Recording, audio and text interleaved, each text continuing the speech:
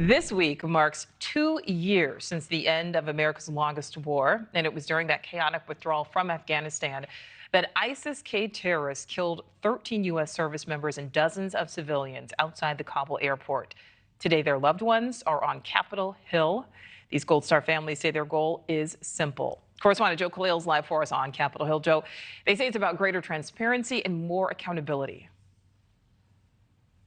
Yeah, that's right. And look, a lot of emotion, a lot of anger in that room. Nichole, understandably so, when you think these are the parents of the 13 service members who were killed 2 years after that Abbey Gate bombing. They still feel today like they don't have the complete story, like they're not being given the full truth from the Pentagon, from the administration, and they say that that is what's the most frustrating about this. They think that there have been a number of steps that were taken, that were put in place, that ultimately led to their children being there, that maybe were missteps that should not have been taken. And that's why they feel like they're being left in the dark. A lot of them want to know specifics about planning. They want to know more about what was actually in the works that made their kids right outside of Abbey Gate, located there, knowing there was an imminent attack that was coming. We know all of the intelligence pointed to there being an attack.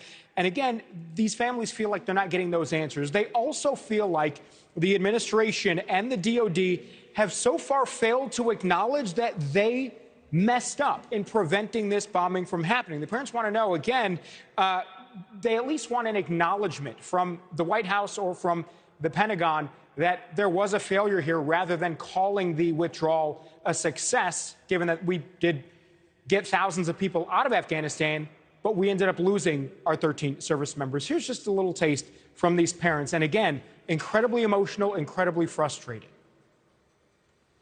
Did not have any part in starting this war, but they gave their very last breath to see it to the end.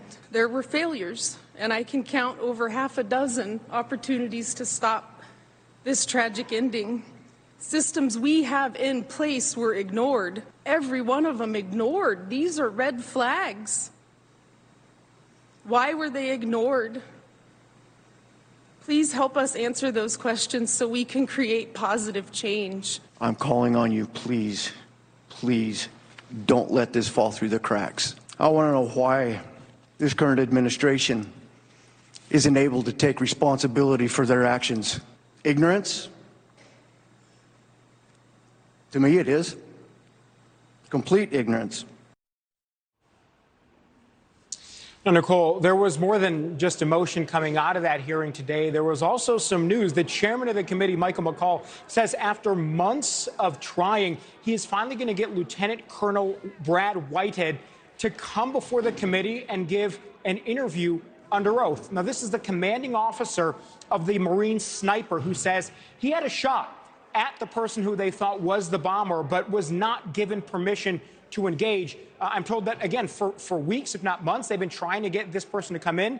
Now they finally are going to. And the chairman also says this is going to be an ongoing investigation. They're still trying to get answers, building on a lot of the reporting we did yesterday, that members of Congress feel like this bombing could have been prevented, despite what the Pentagon says, which is that it was inevitable and that there was no way to stop this bombing without sacrificing the mission in Afghanistan. So we're going to see how all of this plays out and whether we get any new developments or any new comments from the Pentagon, from the White House, as the investigation here continues. Looks like it's going to, Nichole. Yeah, those families certainly deserve some answers. Okay, thank you, Joe. Thank you for watching. Go to newsnationnow.com to find News Nation on your television provider. And don't forget to click the red subscribe button below to get more of News Nation's fact-driven, unbiased coverage.